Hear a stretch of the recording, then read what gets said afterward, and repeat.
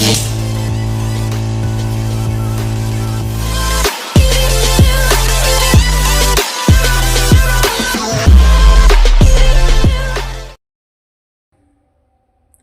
वालेकुम नाज़रीन, आज हम बनाएंगे खुश्क खुबानी की चटनी। इसको मैंने अच्छी तरह ये वाश कर रही हूँ। ये देखें, काफ़ी बाज़ार का गंद वगैरह इसमें से निकलता है।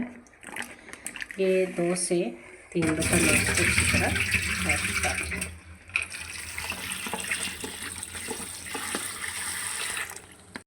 ये जो पानी मैंने डाला है तकरीबन 1 kg पानी है। इसको अच्छी तरह वाश करके मैं इसको तकरीबन आधे घंटे के लिए भिगो दूँगी और फिर इसी पानी में हम इसको बॉईल करेंगे। हाँ जी नाज़रीन, हमें ये खुश्क खुबानी को भिगोए हुए आधा घंटा हो गया, लिहाजा अब हम इसको इसी पानी में जो है वो पैन में डालेंगे और इसको बॉईल करना है हमने।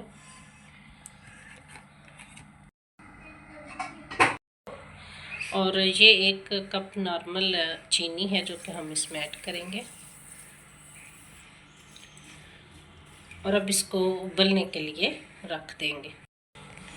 तकरीबन 6-7 मिनट जो है ये इसे हम उबालेंगे।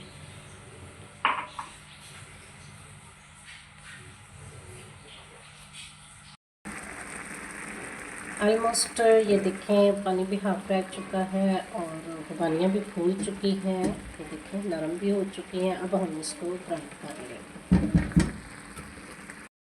मिक्सी में मैंने ये सारा डाल दिया है। अब हम इसको ग्राइंड करेंगे।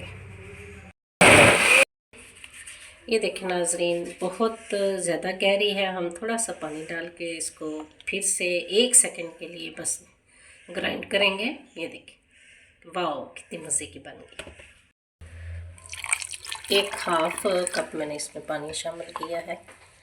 अब हम 1 मिनट के लिए इसको फिर चलाएंगे। ये देखें गाइस, कितनी मज़े की ये खुश्क खुबानी की मैंने चटनी बना दी है। अब आप इसे चना चाट में डालें, फ्रूट चाट में डालें, जिसमें आप अपने खाने में शामिल करना चाहते हैं करें।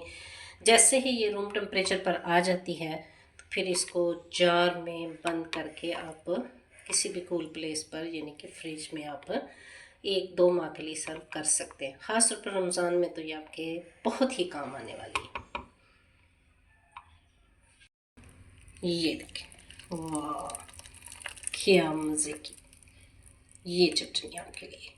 आप ज़रूर इस रेसिपी को ट्राई कीजिएगा और मुझे बताइएगा कि आपकी चटनी कैसी बनी और इसे सेव कीजिएगा। अभी ये बहुत गर्म है, इसे मैं रूम टेम्परेचर पर रखती हूँ और जैसे ही ये ठंडी होगी तो फिर मैं इसे प्रिजर्व कर लूँगी। इस दुआ के साथ कि शाद रहिए, आबाद रहिए, अपनी ज़िंदगी में आज़ाद रहिए। फिर मिलेंगे एक नई रेसिपी के साथ। इजाज़त चाहती हूँ। अल्लाह हाफिज़।